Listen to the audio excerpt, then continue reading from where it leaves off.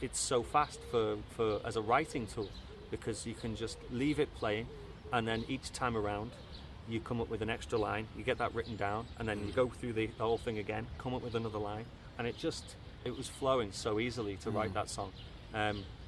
So it ended up just being written so quickly, the whole thing, the whole composition, the lyrics, and actually finishing the production to a point that I was ready to just go, that's on the album, finished, done, next, Good. in one session. So And what's that one about? it's about taking a chance, running away from the accepted ways of doing things. It's like, I think a lot of my songs more recently have become more of a protest song. Austerity, risk running, listen up, for sure, listen up. That's a song made completely, listen to it, it's completely made of cliched chants that you would chant in a protest, Has it got like sounds of protest? No, maybe I should do that. I reckon you should definitely but do that. But they say, no, I've released it now. Okay. I've been saying this, and I've been saying, I should really just add a little bit of something here and a little bit of something there, and people saying, no, like, you've released it, let it go. At some point you're going to let it go. I was saying, now we're on interview number 7. There is a lot of stuff that comes up that we've already covered, but we haven't actually covered this, so we should talk about this. This idea of continually tweaking a piece of work, and it can really drive you nuts. And I find this with I do mainly writing drive other people prose nuts. at the moment. Yeah, it can drive everyone nuts. Yeah, it can drive you mad. It can become like this real neurotic thing, in the wrong hands. Yeah. So where's the point where you just let it go, Yeah, I did that with 2 songs on the album, Candy and Mind of Its Own, where I was just overdoing it, and every time I've done that, I did it with my first EP. Overdid all the songs, and then a week before I've finished the final mix and master, I've stripped it of everything and gone, it was better anyway, just as it was. Just play around with it too much because you become deaf to the song. This is why mastering should be done by the final mix and master should be done by somebody else.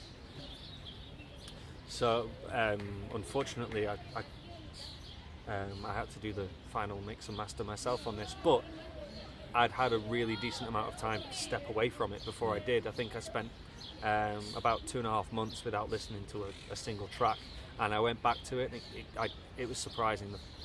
It really does give you fresh ears just to step away, and I think that's important. If you think if you're going to spend so long to tweak a song, why are you tweaking it? Are you tweaking it because there's something wrong with one of the recordings you've done, one of the layers? Redo it.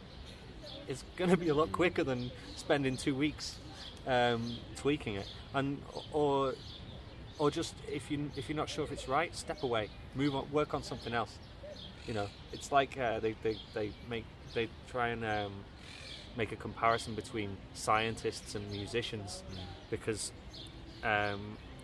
both are always working on multiple projects, multiple experiments, right, at the same time, but it's about knowing how to juggle them in the right way, so you can put one down and say, I need to shelf that for a little bit, right, and let the bacteria grow, and then come back to it and see how my ears now have adjusted to it.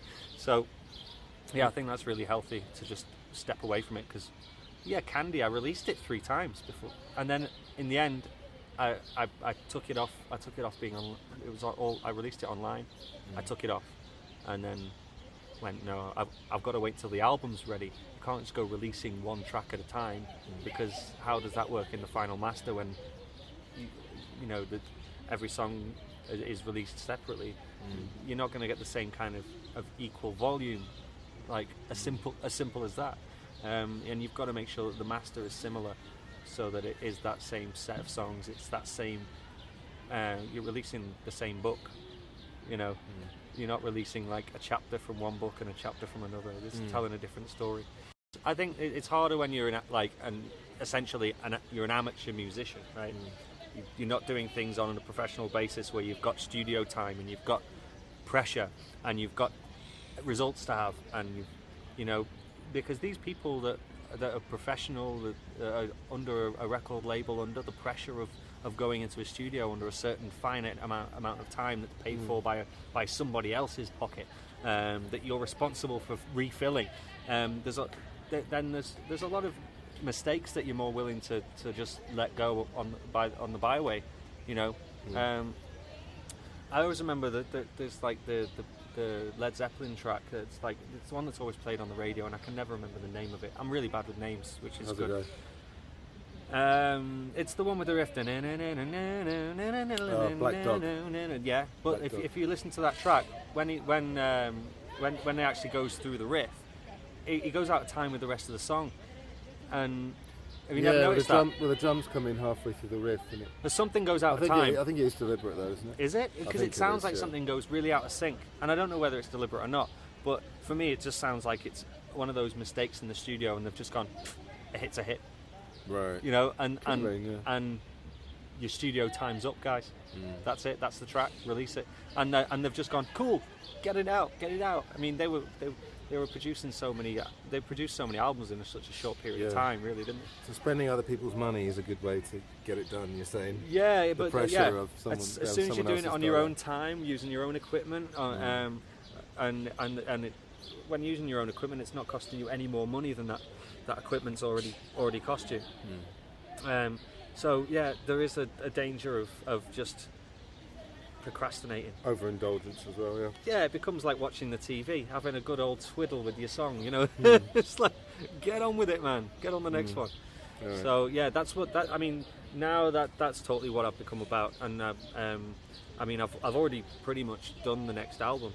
It just needs some tweaks, because I went through a month of just spending the evening just throwing a song down, and like Risk Running, where I wouldn't have an idea what I was doing. I'd just get on Ableton Push and start getting a beat going, and then just add, like add some guitar, add some piano, add some bass.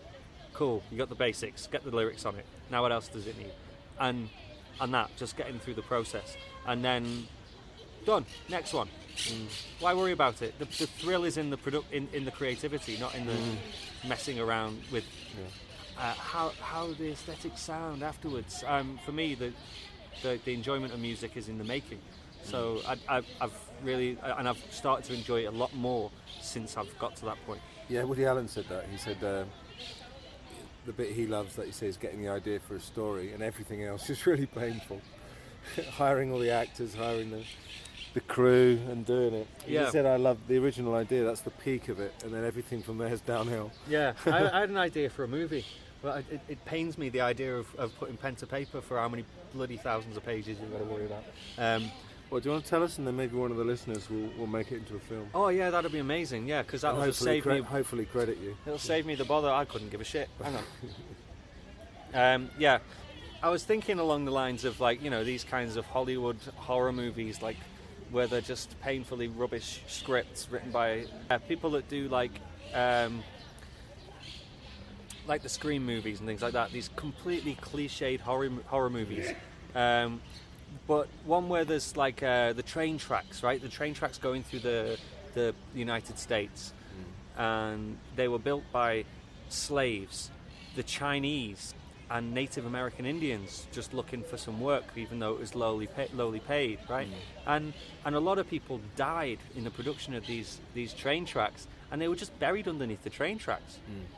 And I thought, well, wouldn't that make a great horror movie if the train started stopping, these huge trains started just stopping on the tracks, and then the people on them were being like attacked by, well, who would they be attacked by? The ghosts of these people. But who would be the good guys? I mean, would some of the where would the romance be? Yeah. This becomes part of the problem. Is thinking up more than just the idea, but. Yeah, there's going to be some kind of bullshit where there's a ghost and a human, a guy and a girl, and they maybe that would be but like, you know, so all right, it might sound distasteful, but I don't care. I've got a very comic book mind.